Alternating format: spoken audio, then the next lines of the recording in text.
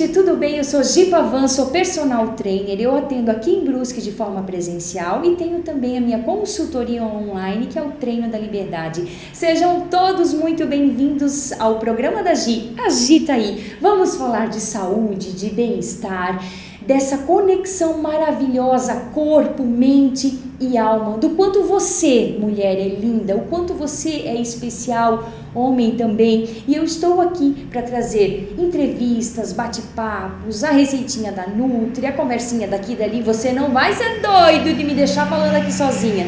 E nesse primeiro dia eu tenho uma convidada mega, hiper, alguém assim muito especial na minha vida, Merley Cousani. Ela que é psicóloga e master coach. Vem com a gente.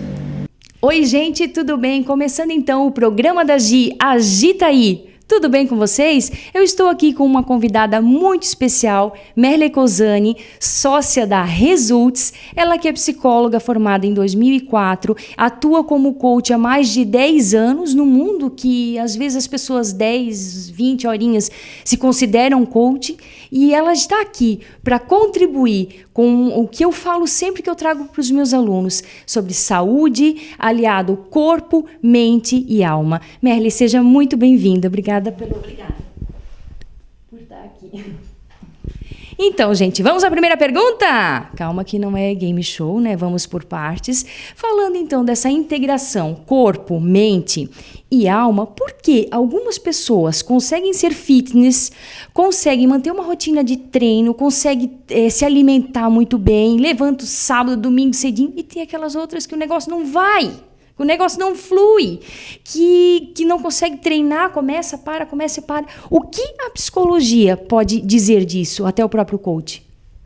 Bom, existem algumas questões que podem interferir nisso. Por exemplo... Bom, existe o caminho, o olhar da psicologia e o olhar do coaching para essa questão.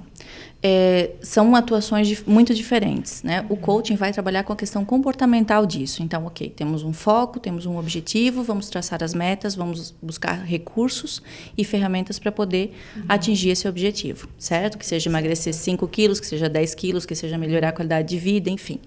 O coaching vai trabalhar de uma forma muito pontual. A psicologia vai olhar para o que está impedindo a pessoa de conseguir atingir o objetivo, né? Mais importante do que estabelecer um objetivo ou ter recursos para atingi-lo, a psicologia vai interrogar o que faz com que aquela pessoa não esteja conseguindo, né, atingir. Ou se manter disciplinada, se manter comprometida com aquilo que ela diz que quer fazer. Né? Então, tem muitos casos, por exemplo, que quando a gente começa a investigar o porquê que a pessoa não consegue tá tantos anos fazendo atividade física, comendo bem, né, se alimentando bem, de repente ela não atingiu, ela não chega no resultado, descartando, obviamente, todas as questões fisiológicas, né, porque também é preciso tomar um cuidado em relação a isso. A gente vai perceber que existe algo, algum trauma, alguma coisa que está ligada à questão do peso para ela. Por exemplo, às vezes o processo de aceitação. Né? Então, para ela ser aceita, ela acredita que ela precisa ser magra, ter um corpo desse ou daquele jeito. Mas, na verdade, o desejo dela não passa por aí. E aí o engordar, o comer compulsivamente, acaba fazendo com que ela, como se fosse uma forma de protesto, mediante aquilo que socialmente se diz que é o certo. Né? Então, é uma forma de ela sustentar o desejo dela, mesmo que isso a prejudique no primeiro momento.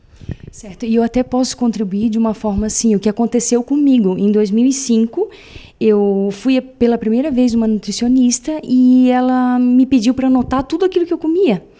E eu tinha o cardápio dela, e a partir do momento que ela olhou assim das minhas anotações e disse o seguinte: Gi, 6 caquis num dia? E ela olhou assim, 3 horas da manhã, um pedaço de aipim com nata frio? Não, isso aqui não está certo. E me deu o cartão de Merley Cousani. Então, se você tenta muitas vezes e não consegue, é porque alguma coisa estranha precisa ser resolvido. Todo o excesso de alguma coisa, seja de comida, bebida, algum outro tipo de vício ou sexo, denota falta de alguma coisa. Né? E por isso que a psicologia tem muito, sim, a contribuir nesses processos. Segunda pergunta. Mídias sociais. Às vezes a pessoa pega o celular, eu vou ficar só um minutinho, pega o Instagram, quando viu já passou 1 hora inteira e a pessoa não evoluiu daí.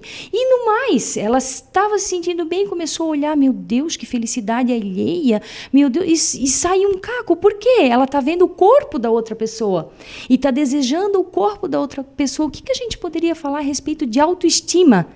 Né? Vendo tantas pessoas felizes nessas mídias sociais e não tem o contato, né, direto com as pessoas. Eu acredito que a tecnologia, da forma como ela está, ela é uma faca de 2 gumes, né? Ela é uma ferramenta de conexão fantástica, de comunicação fantástica, mas, ao mesmo tempo, ela é uma forma de deixar todo mundo perfeito. Sim. Né? Porque as pessoas não vão postar nada ali de um momento ruim, de uma viagem que não deu certo, da gordurinha que está na barriga. Estar vulnerável, né? Exatamente. As pessoas vão colocar o que está bonito. O que está bonito. E aquilo que não está bonito, elas conseguem maquiar, inclusive, para poder apresentar, né? Para a rede social. E não é para o outro, é para si mesma, porque ela está fazendo aquilo como uma forma de autoafirmação. Né, do que ela precisaria, talvez, né, para poder se sentir feliz. Não estou aqui dizendo que todas as pessoas que postam foto estão fazendo para autoafirmação. Mas a grande maioria segue esse caminho. A grande maioria, ou às vezes, em alguns momentos, fazem isso. Né? E quando a gente começa a observar, ela fica refém disso, né? Tanto de postar fotos de momentos felizes para poder, de fato, se sentir feliz, certo, e de enxergar a felicidade do outro, fazendo com que ela fique infeliz. Então, vira uma bola de neve e um sofrimento que não tem fim. Sim. Até a questão da autoestima, assim, eu vou postar uma foto e coloca totalmente uma pessoa que não é para aquilo ter mais curtida, para aquilo ter mais situações. E aproveitando um gancho que uma aluna me mandou uma mensagem que gostaria de fazer consultoria online. E a aluna me mandou dizendo que tinha perdido mais de 30 quilos numa cirurgia bariátrica. E ela queria ficar com esse corpo aqui, Gi. E me mandou a foto. Aí o pouco que eu tenho de acompanhamento da psicologia, a gente tem que aceitar e melhorar o corpo que a gente tem e não ter o corpo do outro. Porque isso não faz sentido, né? Então, assim, tu desejar o que é do outro, quanto a gente é lindo e maravilhoso, linda, e às vezes a gente fica só olhando o outro, né? E vai de encontro à pergunta anterior, né? Por que algumas pessoas conseguem e outras não? Porque até vai também em relação ao objetivo que é viável, né? Se eu estabeleço um objetivo viável, possível de ser atingido num tempo possível, a probabilidade de eu conseguir isso com auxílio, com ajuda, ou talvez só uma questão de disciplina, é muito grande. Mas a partir do momento em que eu estabeleço um objetivo inviável, num tempo inviável, com recursos inviáveis, qual a probabilidade de aumentar o nível da minha frustração e da minha tristeza? Exatamente, o nível de frustração, né? Tu imagina assim, que nós estamos chegando agora, outubro, novembro, as pessoas querem perder o quê? Até dezembro, 20 quilos? Gente, põe o pé no chão? Tem um ano inteiro e não fez até agora? Vai conseguir em 3 meses, 2? Então é bem isso, o nível o nível de ansiedade mesmo, né? Se a gente pensar, a gente está num momento de muita ansiedade, né? Um excesso de futuro, daria para dizer, né? Augusto Cury que fala, né? Que a ansiedade é excesso de futuro, né? E depressão é excesso de passado, né? Então, as pessoas não estão vivendo o momento presente. E estão deixando de agir. Gente, olha só, vamos entrar agora nos nossos comerciais. Não saiam daí, que a gente vai falar de mulher, vai falar de sexo. Delícia, não? Não? Não saia daí, a gente volta já.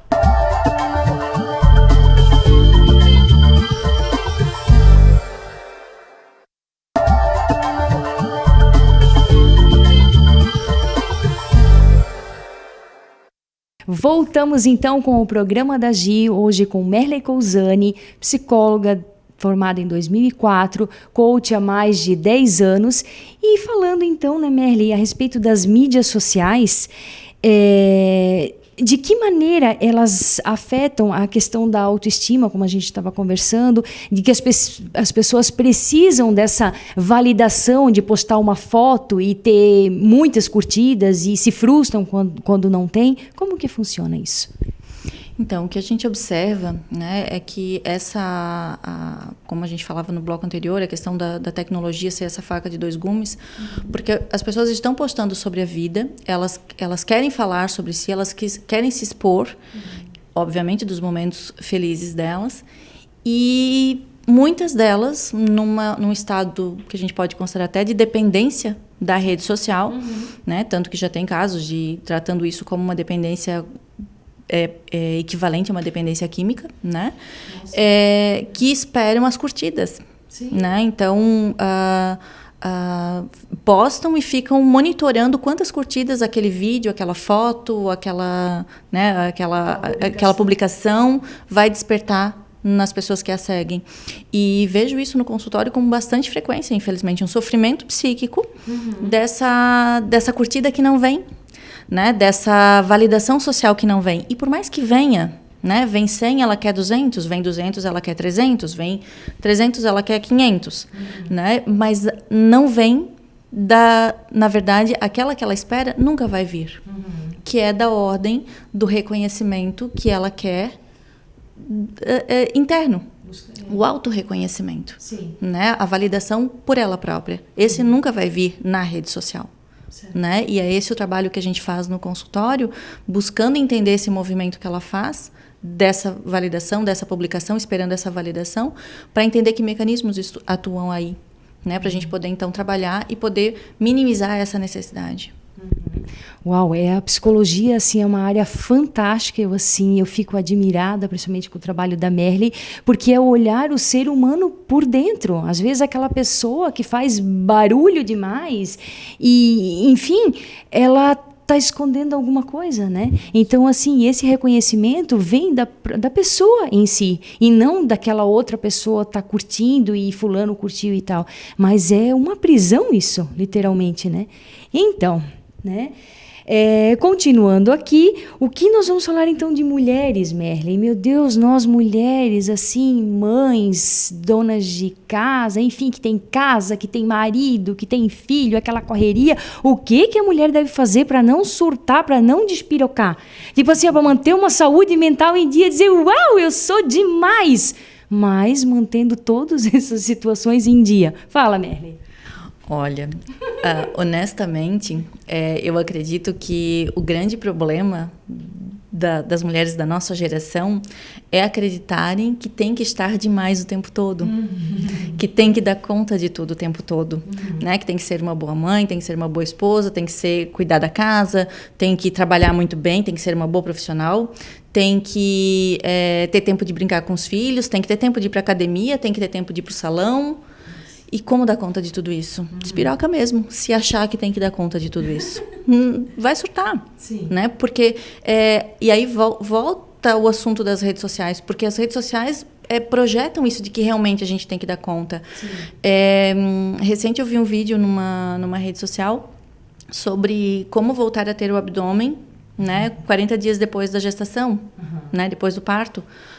Bom, como se isso fosse a coisa mais importante nesse momento. Sim. Né? E não é. O que é mais importante nesse momento é olhar para essa criança que acabou de nascer. Então, a gente está vivendo num tempo em que não se vive o que está acontecendo no momento. Se quer sempre outras coisas. E muitas outras coisas. Óbvio que esse é o movimento do ser humano, né? Do desejo, é o desejo que movimenta, é o desejo que faz a gente circular, que faz a gente progredir, né? Mas esse desejo, ele precisa estar também atuando naquilo que eu estou olhando agora, né? Então, se eu entendo que 40 dias após o parto eu tenho que voltar a ter um abdômen de tanquinho, como se dizem, né? Eu não vou estar cuidando do meu filho ou da minha filha, né? E a importância de poder entender que é um tempo que vai passar muito rápido. Né? Então, quanto mais eu conseguir viver os momentos, né, mediante aquilo que é possível, menor a probabilidade de despirocar. Né? Além disso, né, voltamos à questão do autoconhecimento. Né? Quanto mais autoconhecimento uma mulher ou um homem, quem quer que seja, desenvolve, maior é a possibilidade que essa pessoa terá de não achar que ela tem que corresponder a toda essa demanda social. De ela aceitar que está tudo bem ela ficar de pijama o dia inteiro num pós-parto, por exemplo. Sim, ouviram isso, gente? 40 dias e se achar que precisa voltar aquele abdômen de tanquinho, enfim, um abdômen bonito. E o quanto a gente escuta, hoje em dia, as nossas avós faziam muito isso, de resguardar. Cuida do resguardo, 40 dias, 41 dias. E hoje em dia parece que a mulher precisa se autoafirmar pegando um carro com 20 dias de cesárea. Pra que isso? Provar o quê? Pra quem? Não precisa, mulheres, acordem. A gente não precisa ser a Mulher Maravilha todo dia. E eu acho que a partir do momento que a gente se livra dessa ideia de, opa, eu não sou a Mulher Maravilha, eu acho que muita coisa deixa de pesar, não é? De que eu não sou e de que eu não preciso ser a Mulher Maravilha. Né? Porque tem muitas mulheres, e aí a experiência de consultório me mostra isso de uma forma muito grande, que essas mulheres elas não querem ser, mas elas acham que elas precisam ser. Sim. E aí, né, nessa tentativa de dar conta de tudo, né, que bom que essas que procuram ajuda. Quantas outras não vão procurar ajuda? Né, que vão ter comportamentos outros compulsivos, vão desenvolver uma depressão e não vão procurar ajuda, né, para poder entender o que está desencadeando esse sintoma. Né? E você? Então, eu tinha uma pergunta, mas deixa para o próximo bloco. Então, gente, não saiam daí. Tem uma pergunta que ficou bem aqui na pontinha da língua. Eu vou perguntar para ela no próximo bloco. Até logo.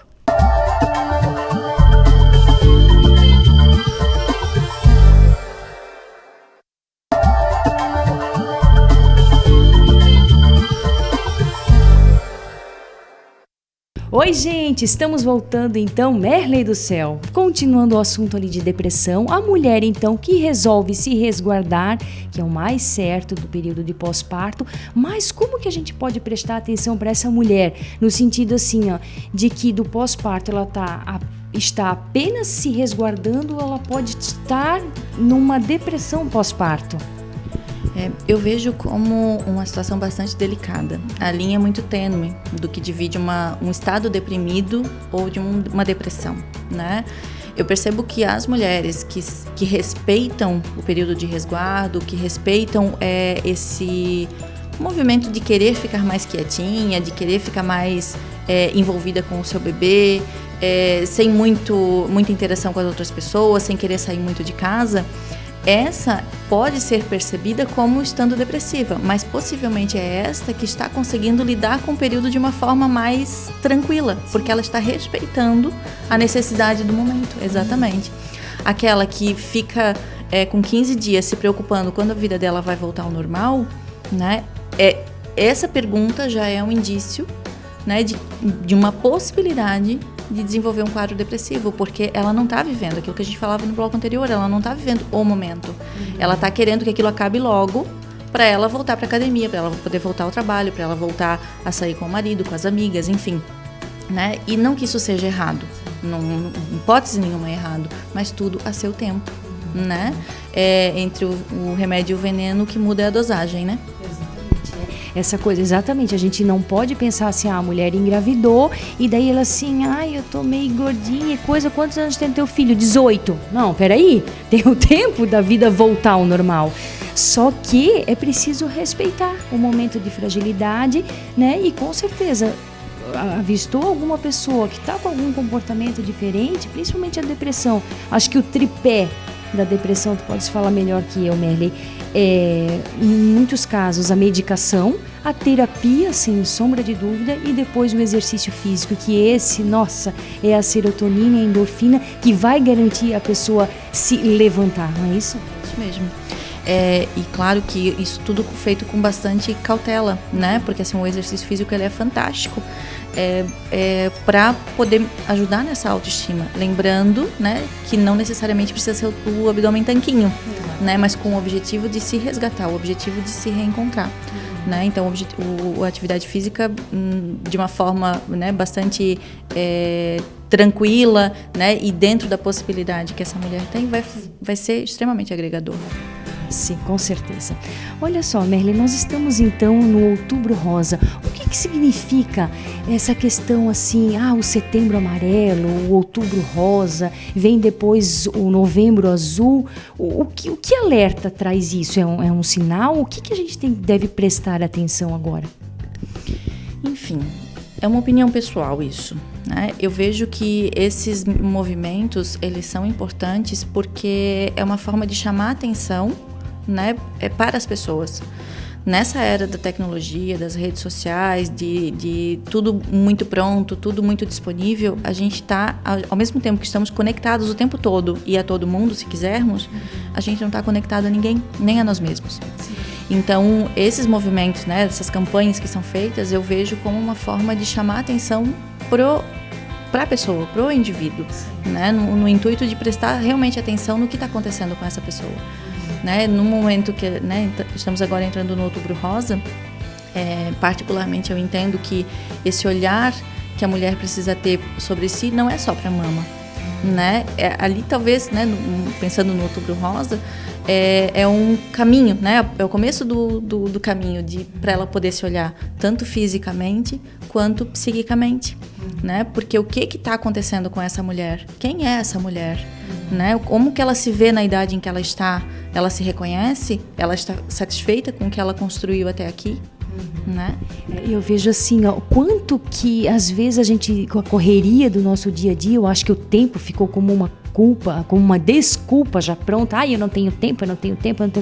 Tudo é uma questão de organização, até o próprio coach pode explicar isso. Mas a questão, quando foi a última vez que você fez um exame de sangue? Para ver como está por dentro, como está a sua saúde num todo. Né? Às vezes as pessoas vão deixando e num dado momento vem uma doença ruim, né? Então assim, esse olhar para si e também de se ver como mulher, se reconhecer até assim, a partir dos 35, 40, o que é importante, né, para essa mulher, por exemplo, a questão da autoestima e tudo mais.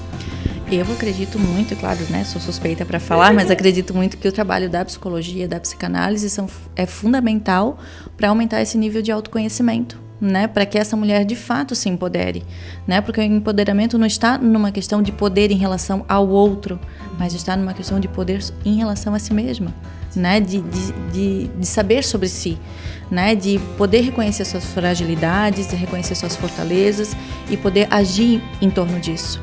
Né? Porque não necessariamente a gente precisa minimizar as nossas fragilidades. Reconhecendo-as já é uma grande forma de a gente poder lidar bem com elas, né? E tá tudo certo, né? Não fica se censurando ou se condenando por aquilo que faz de errado. Não, aceita e trabalha com isso, né? Porque às vezes é na fragilidade que vai aparecer uma grande qualidade.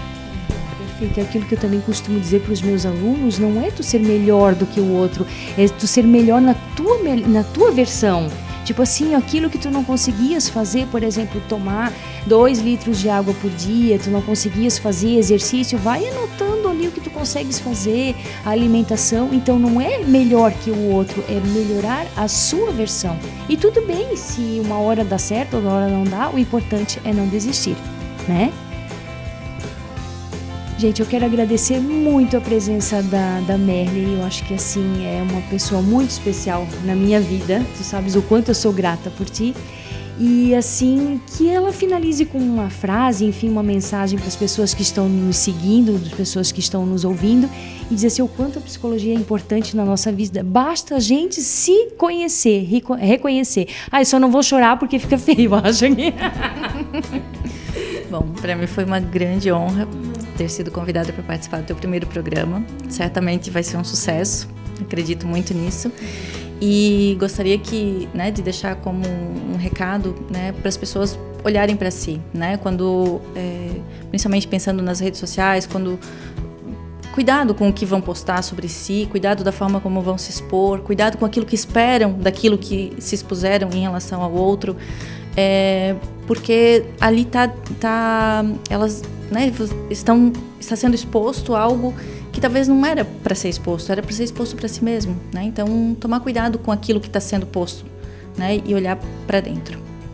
Então é isso, gente. Esse foi o meu primeiro programa. Muito obrigada, Merle. Foi uma delícia estar trocando essas palavras, essas mensagens contigo.